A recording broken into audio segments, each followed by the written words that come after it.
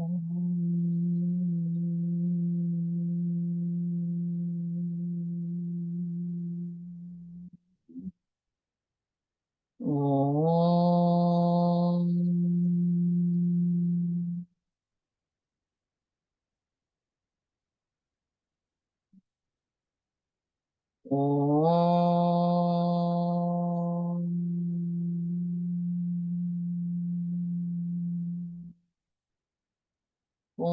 ब्रह्मानन्दं परमसुखदं केवलं ज्ञानमूर्तिं द्वन्द्वातीतं गगनसदृशं तत्त्वमस्यादिलक्ष्यम् एकं नित्यं विमलमचलं सर्वधी साक्षिभूतं भावातीतं त्रिगुणरहितं सद्गुरुं तं नमामि। ॐ सहनाववतु सहनौ भुनक्तु सह वीर्यं करवावहै तेजस्विनावधीतमस्तु मा विद्विषावहै। ॐ शान्ति शान्ति शान्तिः। हरिः ॐ श्रीगुरुभ्यो नमः। हरिः ॐ। ॐ समस्तजनकल्याणे निरतं करुणामयं नमामि चिन्मयं देवं सद्गुरुं ब्रह्मविद्वरम् सद्गुरुं ब्रह्मविद्वरम्।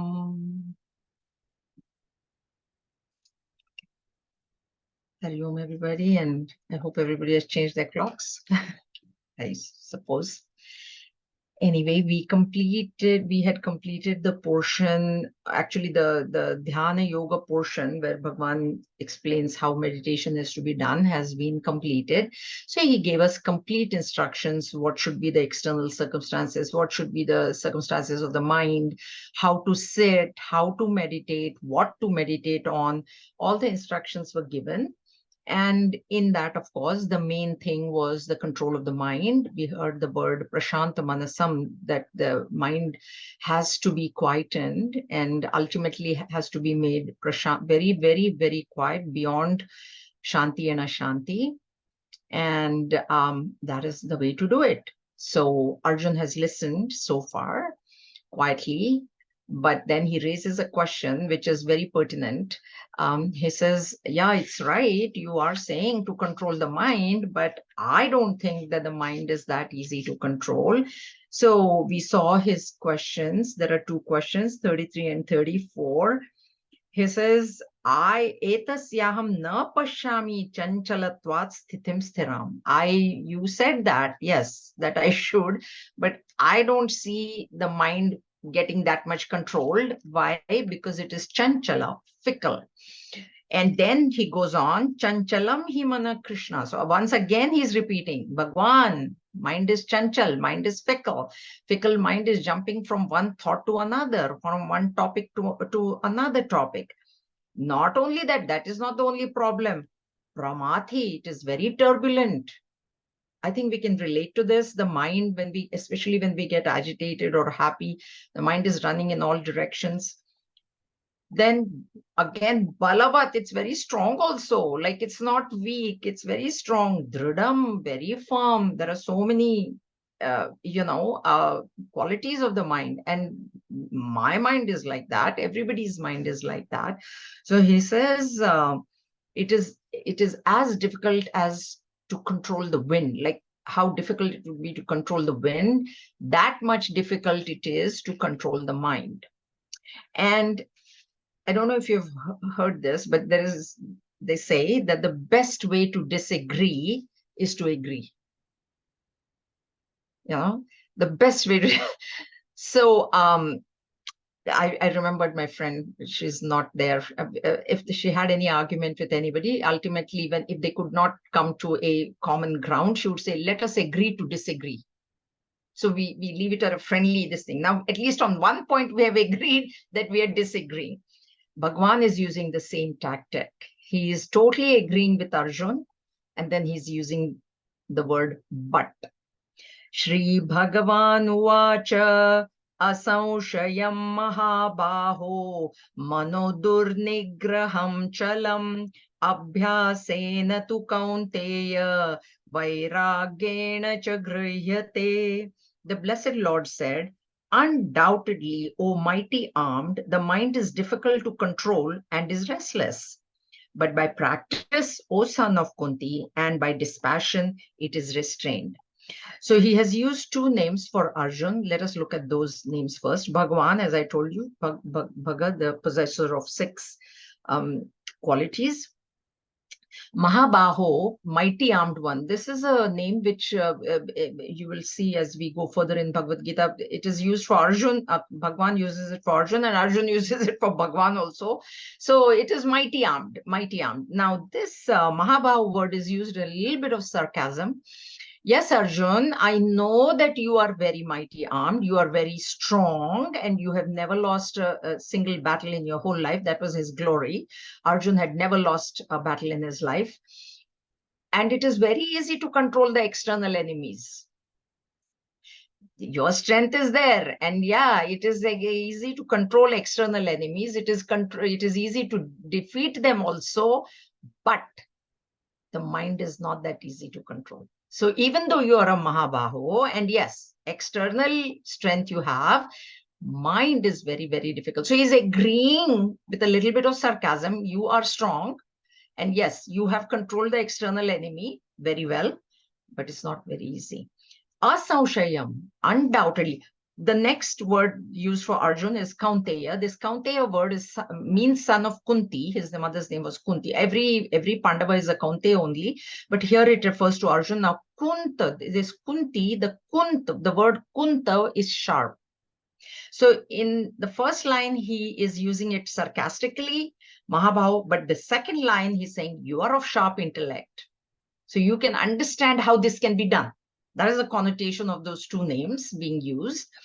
So asamshayam, undoubtedly, I totally agree with you that this manaha durnigraham chalam, it is very, very fickle and very, very difficult. Nigraha is control. Very, very difficult. Dur word is not bad here, but difficult. So it's very, very difficult to control. And I totally agree with you. And that's why I'm telling you that don't think that just because you've controlled the external enemy, the mind also is easy to control. For you, yes, external enemy is easy, but mind is not that very easy. But abhyasena tu kaunteya vairagyena cha grayate. These are the two keywords in this verse, abhyasa and vairagya. Okay, these two words we have to understand. Basically, Bhagavan is saying that yes, it is difficult to control. Yes, it is fickle, it is turbulent, it is strong, it is firm. But there are two means of controlling this. So, O Kaunteya, O person of sharp intellect, understand Abhyasa, understand what Vairagya is, and that way you will be able to control the mind. So, Abhyasa, this verse is also very important because, again, I know those who have been with me, they know this. In my father's handwriting, the imp word is there, which means it has come from Swami Purushottamanaji. So the verse is very important. Abhyasa. So let's see what Abhyasa is. Abhyasa, literally translated, practice. Practice. So the question we all know practice. We got a driver's license. We don't become an expert. We have to go drive again and again and again, and then we become an expert. So that is what practice is, repetition of the same thing. Regularity in repetition. Also, there has to be regularity in Abhyas. Abhyas is not like you do it today and then next 4-5 days you don't do it. Abhyas also, if you take our normal day-to-day life, regularity is very important. So you can't say that, oh, let me just eat breakfast for 2 days and tomorrow I'll skip breakfast. Or medication, you can't say, oh, let me just take the whole course in 3-day, 5-day course in 1 day and I'll get better in 1 day. You can't. That dose has to be there, right? Every day you have breakfast, or every day you have 1 dose of medication, whatever. So that regularity is very important in this Abhyasa. Abhyasa is not, people think that once a week I'll attend class, and that's not enough actually. homework has to be also done. A little bit of reading is required. So this abhyasa, mainly what abhyasa should I do? In the seat of meditation, the mind goes through 5 states. The mind has 5 states. I've talked about this. I'm going to just repeat them a bit. Kshipta, they're called bhumis of the mind. That's the word from Patanjali's Yoga Sutras. Mind has 5 bhumis. Kshipta, Moodha, Vikshipta, Ekagra, and Niruddha. So Kshipta is a Rajasic mind which is Rajasic, which is agitated. So it is running in all directions. That is a Kshipta Bhumi. Then the Moodha is Tamas. The mind will fall asleep. The minute you sit in meditation and you relax, because that's the first thing that is the bottom line of meditation is relax the body. The minute the body relaxes, the mind also relaxes and goes into sleep. That is Moodha. Vikshipta, now this prefix V is used in 2 different meanings. One is Vigata, without, and one is Visheshena, very much. Now, in this case, Vikshipta, the V means Vigata Kshipta, without Kshipta, means no agitations, means it is referring to a sattvic mind, and a sattvic mind is one which will run. It'll run because there is predominance of sattva, but there is rajas also. It'll run, but the person will immediately catch it. My mind is running, bring it back. In rajas, the mind is running more, 80%, say let's 80% running and 20% you bring it back. Moodha, it's falling asleep. Vikshipta, 20% it is running, but you're bringing it back. So quite a bit of time, the mind can remain focused. Okay, at one point, because that is the whole idea of meditation, is to focus on one thought. The next bhumi is ekagra, which is beyond vikshipta. It is single pointedness of the mind. And this abhyasa has to be done of keeping the mind in ekagra bhumi. Now, the ekagra bhumi is required in the seat of meditation, but if all day long you're in kshipta and vikship, moodha, you're either tamasic or rajasic, then in the seat of meditation, to bring it into that ekagra bhumi is not going to be possible. That's why Gurudev has said, meditation is a 24/7 process. It is not like 23.5 hours you'll go to running everything and then half an hour you'll sit and then so abhyasa, this abhyasa of keeping the mind in the ekagra bhumi has to be done 24/7. So now you might ask, yeah, but I've got a job, I've got to do work, I've got this. The point of keeping it ekagra is keep it where your hands are. That's what Gurudeva said. Keep your minds where your hands are. So you are remaining in the present. Remaining in the present is being ekagra, single pointed on whatever that your job is. That's why Bhagavad Gita becomes important. It is not some rituals only or puja, that time you'll be ekagra, then rest of the time. No, after puja, say you have to eat breakfast, then just keep your mind at the breakfast. Then you have to drive, keep your mind in the driving. You reach your office, then there are work to be done, phone calls to be answered. Whatever phone call is being answered, be 100% with that. That becomes then abhyasa. Abhyasa only in the seat of meditation, I will try to make my mind ekagra. That is not abhyasa. That is not practice. And it won't happen. If all day long you've let your mind run here and there and be agitated, it cannot. That's why mind is very strong. So you have to tame the mind. Bhagwan himself in chapter 6, we don't have to go anywhere else. Chapter 6, he said, lift yourself by yourself. Make the mind your friend. And I told you that time, what does a friend do? A friend helps you reach your goal. So if the friend has to remain calm, has to become calm, you have to practice. Okay, so the first practice is to remain in that ekagra bhumi and to remain in that bhumi throughout the day. Try to remain ekagra in whatever that you're doing. That is abhyasa. This can be also done by pranayama. So those who are into the Ashtanga yoga, pranayama, control of the pranas will give you control of the mind as well. But the problem with pranayama is it's okay. You can't do pranayama 24/7. But a part of the day, if you are into, the yama, niyama, asana, pratyahara, pranayama, pratyahara. So pranayama, if you can do it. Because for that time, at least your mind is under control. So that is also abhyasa. You can do abhyasa of pranayama, because the goal is to control the mind. The goal is to keep the mind in ekagra bhumi. Okay. Now, to keep it in the ekagra bhumi, another practice is abhyasa of viveka. This is very important.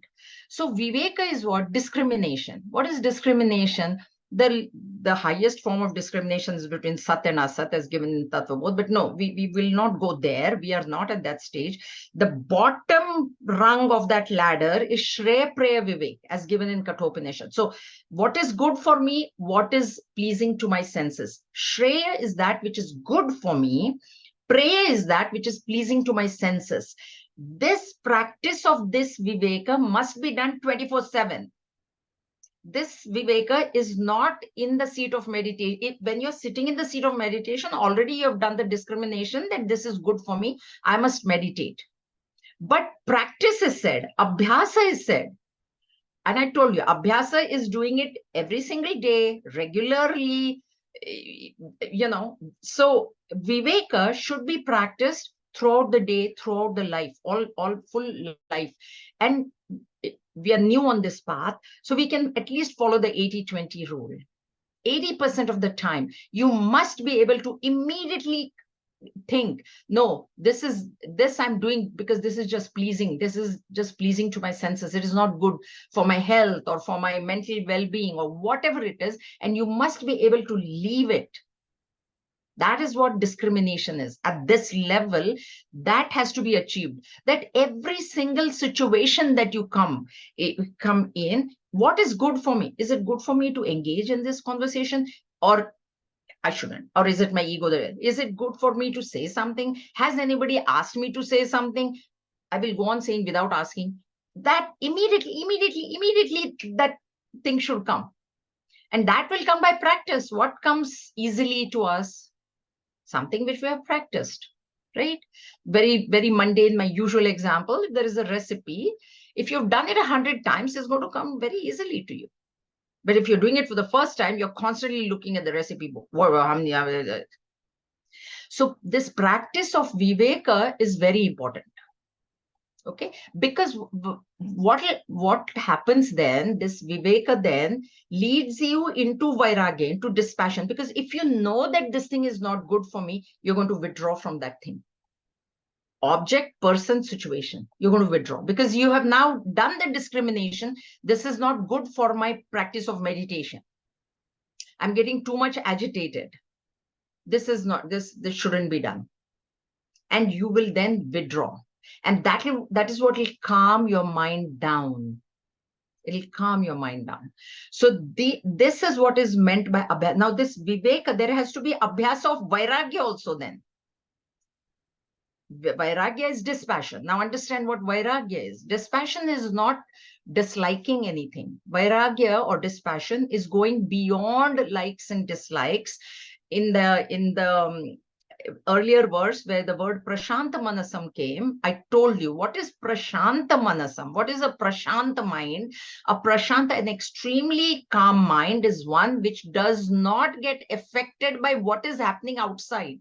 Things will happen outside. You cannot expect that all things will be conducive to whatever I like. It is impossible. It is impossible in this world to expect that. And it is, and you look at your own life, you think everything since your birth, everything that happened was all positive. Wasn't there negative things happening? Everybody's life, negative things happened, right? But the capacity to keep the mind, and previously we didn't know, so we were getting very excited in happiness, we were getting very depressed in sorrow. Everything was happening because we didn't know. Now that we have come into this knowledge, now that we are listening to this, that the practice is to keep, first you'll have to keep it forcefully. Maybe it might be hypocritical also, but that's where practice has to start. That no, I am getting affected, but you know what? I'm not going to say anything. I'm going to try and keep my mind calm. I'm going to try and keep. So you try for a long time, you will become a master at it. So abhyasa of viveka, abhyasa of keeping the mind in the, this will help you keep the mind single pointed in the seat of meditation. That is the goal. What you have to be single pointed is okay, but the mind, because Arjun is saying the mind is turbulent, and it is turbulent. So how will you control it? By practice. How will you become an expert driver? How will you become an expert cook? By practice. Do it again and again and again and again. This is what is required for that mind to be in Ekagra Bhumi for that half an hour or 5 minutes. You need that practice, everything. Now, how do I develop Vairagya? There is a term called Pratipaksha Bhavana. Pratipaksha Bhavana, see, we are very experts at seeing we have dosha drishti. Dosha drishti is what? Drishti is what? Vision. Dosha is what? Immediately I will see the negative in somebody else. Situation isn't the human mind is, tell me, am I right? Anybody disagrees? First I will see the negative. Yo, how is she dressed in front of Swamiji? I have also done that. Swamiji is there dressing like this. So that is the mind. That is the mind. See, the point is understand what the mind is and then try to deal with it. Okay, you have to see, you have to first understand the strength of the enemy, right? Before you can overcome the enemy. Now we are trying to overcome our own mind. There's no enemy outside. It's me versus me. So the mind has got this dosha drishti. Okay, which is, the mind is very expert at it. Now use that same quality of the mind to see the dosha, to see the defect in the world. And what is the defect? See, in the world, we never see any defect. No? World is giving me happiness. World is this, world is that. No, see, if I get entangled in this, if my mind gets agitated with this, I am not going to be able to achieve that ekagra bhumi. That dosha drishti, which the mind already is expert at, use it in a different way. Pratipaksha bhavana, it is called. See the negative side in that. And again, my very common example, I'm a diabetic. Okay, if you eat that 10th gulab jam, tomorrow your blood sugar is, now that is dosha drishti. You must be able to see that in every situation. This situation is disturbing my mind. Should I jump into it and maybe fight or say something? No. That is wrong. That is that. See the dosha in that. See the defect in doing that and withdraw. So this viveka is required, and that will give you vairagya, the dispassion to withdraw from the world. So withdrawal from the world doesn't mean that you withdraw from your job or anything like that, okay? For those of you who are working, but keep your goal in mind. And okay, another example, Olympic athletes who are training for the gold medal.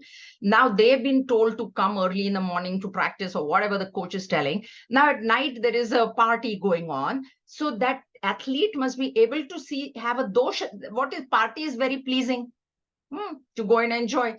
But that person must be able to have that dosha drishti to see, if I go for the party tonight, if I drink, if I stay up late in the morning, whatever that I have to practice, whatever that I have to perform is not going to be as per what my coach wants me to be. The level that I want to be at, if I want that gold medal in the Olympic, I must give up this party. And why? Because going to this party is going to affect my practice tomorrow morning. That is dosha drishti. And that way, that withdrawal has to come by knowledge, through knowledge, that my goal is that I cannot achieve that goal if I do this. Now I want to withdraw. So abhyasa and vairagya, these are the two things. Okay. So what abhyasa, also the other abhyasa, and what vairagya will give us is the thinning of the vasanas. Thinning of the vasanas is either purifying of the vasanas or lesser desires, purifying of the mind. Purity of mind will give you less agitations. Because if a thing doesn't matter to you, see, vairagya is what doesn't matter to you. Okay. So if it doesn't matter, if there is less salt in the food or okay thought, then it doesn't matter. Otherwise you're agitated. Oh, it's not as spicy as I want it. It's not as salty as I want it. It's not hot, warm enough. I like warm food. I'm just giving you an example. It's not like this, it's not like that. But what happens is then you're getting agitated. The goal is to not let the mind get agitated. And that can only be achieved through vairagya. Because if you have a liking for spicy food, if you have a liking for a particular thing, and if that particular thing is not now coming your way, you are disturbed. But okay, if it's a little, it's not as hot. Okay, fine, that's fine. Okay, salt is a little bit less. Okay, spice is a little bit less. Okay, that's fine. The tongue, they say in Shastra, tongue is the worst of the sense organs because the tongue eats, tastes, and talks. So tongue is the most difficult to control, taste buds. So there are rishis in Kashi, there. What they do is they collect all the food in one cloth. They do go for bhiksha, then people give them whatever, then they make a tie they bundle it all up in the cloth and they go to the Ganges and they immerse it in water. And the reason is that all their spices, salt, everything gets washed away. And then they eat. And the reason is they should not get, it's their own tapas, that I should not get used to any kind of taste. If I say, oh, this was so tasty today, huh? No taste. There is this one sampradaya, the temple is in Swaminarayan. Oh, there to Bapre Bap, they are so strict. The clothes must not be stitched. Food that is on the plate, everything should be made into like one, mix it all up and eat. You shouldn't like, oh, this is so tasty. Oh, that is so spicy. Oh, no, everything. No contact with the family members. No talking to women. For men, no talking to men. They have very, very strict. This is the reason. That in the seat of meditation, you went, oh, that yesterday I ate that laddu, she gave me the laddu yesterday. Will she give it to me? That thought must not disturb us. Yesterday I got this. Oh, I went there. Oh, it was so nice. Can I go it again? No. If you're okay, I went there. That's okay. That's why this abhyasa and vairagya, Bhagavan is saying, these are the two tools by which you can quieten the mind. Means not allow it to get agitated. That is the ekagra bhumi, single. So when the mind is your friend, and when you have practiced this, when you sit in the seat of meditation, and when you say, now I have to, you have to the mind, you say to the mind, you must concentrate on aham brahmasmi. You cannot move from there. Then that mind will stay there. And when it stays there, it will go into niruddha bhumi, which is samadhi. Niruddha, the mind is completely stopped. No more running, no more running. In Patanjali's Yoga Sutras, the Ashtanga Yoga, Dharana, Dhyana, and Samadhi. Dharana practice. For that practice in the seat of meditation, Abhyasa and Vairagya for the previous 23 and a half hours is required. And this is how it is to be done. First, do it in the outside world. Make your mind sing wherever you are, whatever that you're doing. That's why Bhagavad Gita, very important. Whatever is your duty, don't think that, oh, that is a great thing. I should do that. No. Your duty is to clean the toilets. That's it. You can get realization through that. There's a story I've told. Some of you will, of course, know this because I don't know whether I've told in this. Anyway, so there was this one yogi who was meditating in the forest, and some bird disturbed him. Bird was chirping, the bird, he got disturbed, so he just opened his eyes and the bird got burnt and died. So after that, after a few days, then he used to come into the town for a bhiksha. So he came and then he knocked on the door, and the lady didn't answer. She said, just wait, or she said, or she didn't say, I can't remember, but anyway, and he knocked again. And he had to knock 3-4 times before she was busy inside. So when she opened the door, he was very angry. See, he got disturbed, right? See, the expectation will bring disturbance. Because he expected that the door should be, I'm a Mahatma. I knock one. How will she know who you are? Or maybe he said Bhikshandi. So you know that it's a Mahatma asking for Bhiksha. You must come running. And but maybe she was doing some work. Maybe she was feeding her baby. She can't just leave that and come. So anyway, when she opens the door, he's so angry, and she says, just because you killed that bird in the forest, don't think you can kill me with your gaze. And suddenly he got very, very, very shocked. He said, how did you know? He realized she is my guru. Because so he said, who is your guru? I want to meet your guru. So she said, yeah, you go to this village and you go there, and that's where he'll be there, and you ask for this person, and that is my guru. So he went there because he thought, how did she know that what I did in the forest when nobody was watching me? But that itself gave him the arrogance that yes, I can do that. So she said, no, no, don't think you can do it to me. You did it to the bird, not me. He goes, he asks for the man, and they say, oh, that butcher over there, he is that man. He said, oh, the butcher. He says, yeah. So he goes to the butcher. He says, what, you are the guru of this lady who could tell, and how come? What have you done? He says, I've done nothing. He says, but my job is to sell meat. He was a butcher. He was, that was his duty. That was his job. He was born into that family. My job. So my mind is totally single. They have that weighing scale, right? Not like you put, like now you just have that thing digital. Wasn't digital. It was here. And he says, my mind is only single pointed on that needle. I don't know, those of you who have been to India where they sell vegetables, and then that needle, they say they put the weight on one side, half a kilo, whatever, and on the other side they'll put vegetable. Then the needle has to be straight vertically down. And he says, all day long, my mind is completely only concentrated on that needle. Imagine the ekagra bhumi that he's in all day long. That is the power of the mind. So that's all I've done. I've just followed my duty, and my duty is to give them the correct weight of meat. So he's following dharma, righteousness. And for that, I have to be very single pointed on that needle. I don't want that needle to be going this way, that way. So that is the importance of Bhagavad Gita. We think, that, oh, butcher, of course, later on in chapter 9, he says, even a prostitute can gain liberation, can gain me. It doesn't matter what you're doing. People think, I'm doing a great thing. That itself is giving arrogance. My job is better than yours. I'm up there. No. It's okay if you're born into that sort of a family, butcher family, and now that is your family business. That's okay. That is the importance of Bhagavad Gita. So this is what is required. That's why he says, griyate, it can be held. Grhat is to hold.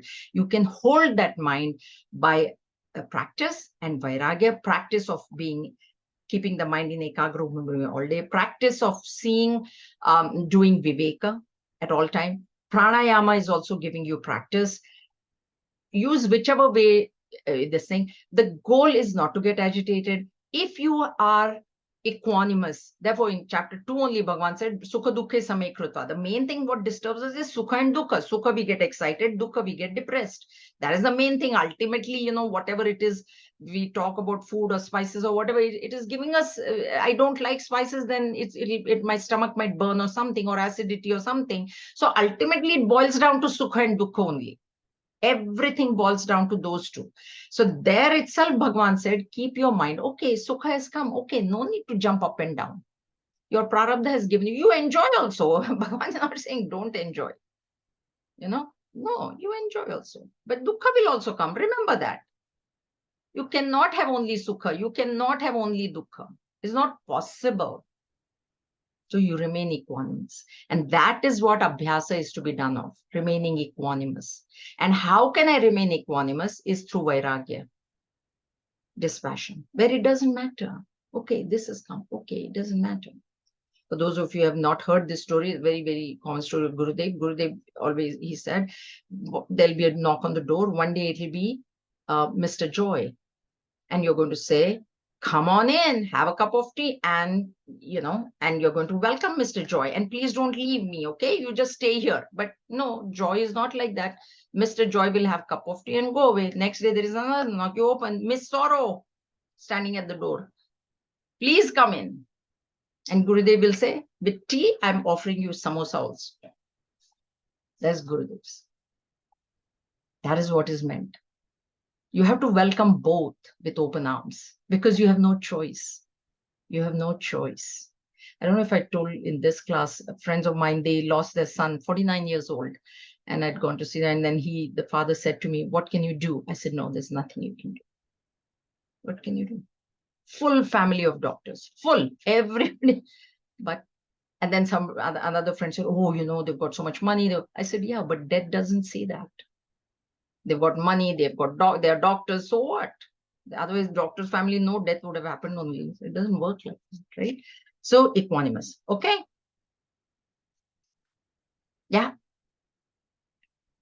Jayaji, one thing I've noticed is in trying to practice these things, so if it's stress from work or stuff like that, because we go through these classes, we know, practice karma yoga, practice vairagya, but then we still slip up, and I find myself getting frustrated that I know better, yet I'm still getting agitated. How do we deal with that? Because I know that I shouldn't be bothered by this, or that I shouldn't let this affect me, but it still does, despite me trying. It does. Yeah, correct. And very good question, because yes, we all go through that. That is the growing pains, children have growing pains.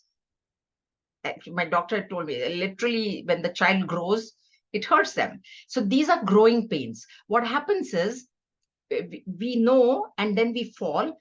You know what you do? Lift yourself by yourself. Okay, you fell. That's fine. The mistake is not in falling. The mistake is in trying not to get up.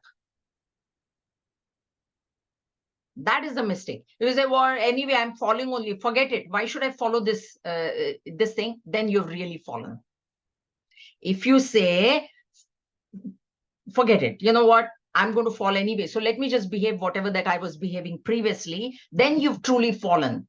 But if you're trying to do the right thing, and then yet your mind gets agitated, and yes, everybody's mind gets agitated. Okay, so that is the thing. That is your journey. So how fast do you come back into that balance? So you fall, and when you get agitated, then okay, you know what? Take, like what they say, time out. Take time out. Oh, true. Sit quietly, sit alone in meditation, or not even in meditation, just sit and then just think, okay, exactly what happened. And okay, I got agitated. And I'll tell you one thing. When you think deeply, when you sit alone and think deeply, you know what the answer is going to come? It's going to come because my ego was hurt. That is the only answer. Now, when you come to that answer on your own, you have to come. Then you start questioning, who is this ego? Is it really real? Then you go deeper, and do this practice. So what happens with this practice is, as you go further in your studies and further in your thinking and all that, those questions that you asked me about Mundaka were really perfect. They were good. Because if you would have been in class, I would have just explained to everybody. But now, anyway, so it made sense, right? So what you do is, okay, you fall, you think your answer is going to be, the fall has happened because of my ego. Now I need to purify my ego. And next time I will try again. So you get up on the horse again, you're learning to ride, you fall, you get up on the horse and you start riding. So do not give up the studies. You keep at it. See, I have a note here. Abhyasa cannot be done in a day. That's why I told you, can you eat breakfast for 5 days and then say no breakfast for the next 4 days? You have to do it every day. So you have to do it every time you fall, you do the same thing. That is what Abhyasa is. Does that make sense? And you will you. yourself notice, see, this is self-analysis. You will yourself notice that, okay, last time this thing happened, it kind of took me whatever, 1 day, 2 days, 1 week. Oh, but this time in 4 days only, I thought I'm fine. Then that 4 days will reduce to 3, to 2 hours, 1 hour. And then you'll come to a stage where you'll say, it's okay, shake it off. But it's a journey. Okay, it is said like when we say this is not happening in a day or in this thing, just because you heard this lecture immediately tomorrow you'll be like, it is not like that. Okay, that's why abhyasa, practice, daily, small doses every day. That's why, okay, this is what I was getting at. You are all attending this class once a week or whatever, twice, but you know, the rest of the days you cannot just put your books away. That's why, depending on your schedule, give it 10 minutes, 5 minutes, 15 minutes of reading. If you can give half an hour, those of us who are retired, you can give more time, half an hour, read something, like read some spiritual material. Okay, read Bhagavad Gita or whichever. That is required. You know, see, this is what I was thinking, and then I got this thing. A child is taught mathematics in school. Okay, not mathematics. Suppose second grade, third grade, whatever, they're learning now multiplication. So what does the teacher do? She will show 1 or 2 in class. It's a whatever, half an hour, 1 hour class. She'll show. Then what she'll say, now this chapter is on multiplication. Now go home and solve the whole chapter. Right? Am I right? You've got children in school, right? Don't they come home with homework? Because the teacher will teach them the principle. How is multiplication to be done? Now for practice, go home and do the whole chapter. This is all on multi. So there'll be different digits, you know, 3 by 4, 2 by 5, whatever. So that is how that practice. So same thing goes for spirituality. To listen to the lecture is essential. It is necessary, but also that reading is necessary. And what happens is when you read or when you listen to the lecture again, some questions might arise which did not arise in class, which is fine too. And you can always ask me, or you can ask in the next class. Okay. The other thing is that, see, what is the source of agitation? Also, one more thing is the value that I put on that thing. Right? If I put value that spicy food is the best food, now if the food is not spicy, I'm going to get agitated. Think about it. Think about this value. I put a value on this particular clothes, you know, like whatever, fashion or whatever. Now I can't get that thing. I'm getting happy. If I didn't have value on that, that is what dispassion is. Devaluing the world is very important. You know, we have sale, right? The minute we say, oh, 50% sale, we run. Or Boxing Day. I mean, I run. Huh? I don't know about you. I thought Boxing Day, I will wait. I know that Boxing Day will be the maximum devaluation. That's when I'll go and buy things. The whole world has to be devalued 100%. 100%. Because you know why? Okay, why? It's the not self. That is the highest. It is the not self. It is asat. So those who are listening to Upanishad and Drigdish Vivek, connect it. That is how you have to devalue the world. Okay, what am I paying attention? Why am I getting agitated? That's why I'm telling you, it's coming from the ego. Ego itself is false. The agitation is coming from the ego, which is false. And now I'm getting agitated, and now I'm all upset, and my blood pressure is going up, and all these things are happening to me. So you should think how much value you put on any particular thing. That value system has to be, our value system has to be looked at.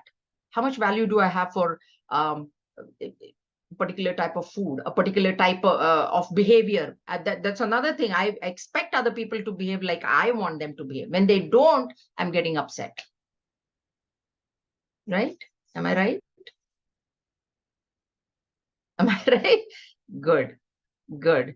If somebody disagrees, please let me know. Think about it. I think that this person should have behaved like that. This person should not have manipulated me, but she did. Okay, now what to do? You got manipulated. Okay, now what you do is, next time you become smart. Don't be stupid. First time, okay, they manipulated you. Okay, that's fine. That's how they were. They're Rajasic, backed by Tamas. We know the gunas, they don't. So let me be sattvic, but next time I'm not going to let myself get manipulated that way. Everybody agrees? Everybody is in agreement? Okay. Think of this value system. You think very well. Yes, Sudha, you have something to say? Yeah, I mean, for a while, doing these lessons, you have mentioned it, Jaya, 10, 15 years, things like that. And I noticed what would freak me a lot, it was, when we are all working, we work, we give 100%, and then when we serve others, we have to, it's our work, right? But when we go and somebody is serving and they are pretty sloppy or don't care, nowadays it's a little increasing. But Yeah. in those days, I would really get, I'll Yeah. tell them off, right? Why Yeah. do you give me crockery, or why is it dirty, right? Things like that. Now, I don't know, but I think it doesn't affect me that much. As much. Yeah. That is that fall from sattva into rajas that you said. See, because of your sattvic bent, you have given 100% to your duty or to your work, right? But somebody else is not giving. Now you're looking down upon them. That is the hard No, part. why aren't you doing your work? Exactly. That's the way. Now the Exactly. expectation is gone. I say, chalo, it's okay. Yeah, Do whatever. exactly. Like exact what Arjun, wasn't Duryodhan evil-minded? Was evil-minded. But when Arjun said it, Bhagwan didn't like. So you think, why shouldn't Arjun have evil was? Bhagwan says, no, he is, but you can't say it. You cannot say. Because why? Why? Because it is you are following. That's why our progress has to be top, number one. Am I progressing or am I falling? If I'm falling, okay, it's fine. Let them do whatever. I'm going to do whatever best I can do. Okay. Keeping the mind, that is another abhyasa. Keeping the mind in a sattvic mode, that also requires practice. Everything requires practice. But, yeah. But Jaya, even now, I can't help pointing it out. Yeah. I'll tell, I ordered with no raw onions and you're giving me with onions. But, it comes from no anger. But that you must, because, maybe you can't tolerate. See, a person could be allergic to this saying. That is a simple thing that you must point out, because that is not that you just accept anything or whatever. Like, God forbid, if somebody serves me with red meat or something, I'm going to say, what is this? I don't even eat this stuff. You can't serve me this. So that's a different matter. No, I do say, but I don't get upset with it. So as much. that's Yeah. The thing. Yeah. That is what main thing is, not to get upset. Okay, we'll do this verse. असंशयात्मना योगः दुष्प्रापयति मे मतिः वश्यात्मना तु यतता शक्यो वाप्नुमुपायतः. Yoga, I think, is hard to be attained by one of uncontrolled self, but the self-controlled striving can obtain it by proper means. So note that the word self is a small s, means it represents the mind, not the pure self. And me matihi, my opinion, mati is opinion.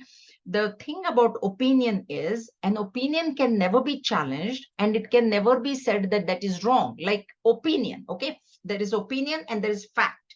Okay, so if I say that in my opinion, snowfall is the best weather in the thing, you cannot challenge it because that's my opinion. If I say, oh, it is a fact, snowfalling is the best, now you can challenge it. How can you say that? There are so many accidents, people don't have snow tires, they slip on the road becomes slick. How can you say that snowfall? See, fact can be challenged, but opinion cannot be challenged. That's why Bhagwan here, many times Bhagwan will use the word mataha. This is my opinion. This is my opinion. So this is my opinion. You take it or you leave it. Opinion means you can take this is what Bhagwan says. What he says is that, so there are four conditions here. So what he's saying is yoga, and here dhyana yoga is possible for the one who has controlled his mind, his or her mind. Okay, that's number one. That is this thing. Okay, what if the mind is controlled, but he's not striving? See, there are two things here. See, there is Jnana Shakti and Kriya Shakti, right? The knowledge has to be there, but the action also has to be there. Now, the mind is controlled, but the person is not sitting in the seat of meditation and striving to keep it at one spot. So then yoga is not possible for him. Okay, so if he's not controlled and not striving, absolutely not. That also is not possible. Suppose if the mind is not controlled and is striving, that also is not possible. Because your mind is not controlled and you're trying to do meditation. That's why Bhagwan says, do abhyasa in the other 23.5 hours of your life that you're living day-to-day life. Practice making the mind single-pointed. Practice doing the Shreya Prayer Vivek. Practice doing vairagya, vairagya. So all these practices you do, and then that mind will get controlled. It's my aunt who has not changed her clock. So she's got, yes, okay, no worries. She did that last year too. She doesn't know that we have moved. Anyway, doesn't matter. So, so this is what this is. So this, where is that? Avaptum upayataha. Avaptum. So this the prefix has 4 meanings. Okay, the most common meaning that we know is opposite. So there is vidya and then there is avidya. So vidya, knowledge, avidya, ignorance. But also means absence. It means this, as you go further, these things come. But here, then one means absence, one is opposite, one is limitless. It means limitless also, and then also can mean limited. This limitless and limit comes in one of the verses in chapter 1. If you refer to that, go through there. Duryodhan says this he uses. He says that their army is limited because it's less, whereas ours is limitless. There are 2 meanings there. So limited and limitless, they refer chapter 1 in there. There'll be that verse. Okay, so these are the 4 meanings. Now here the avaptum is used in the meaning of limited efforts.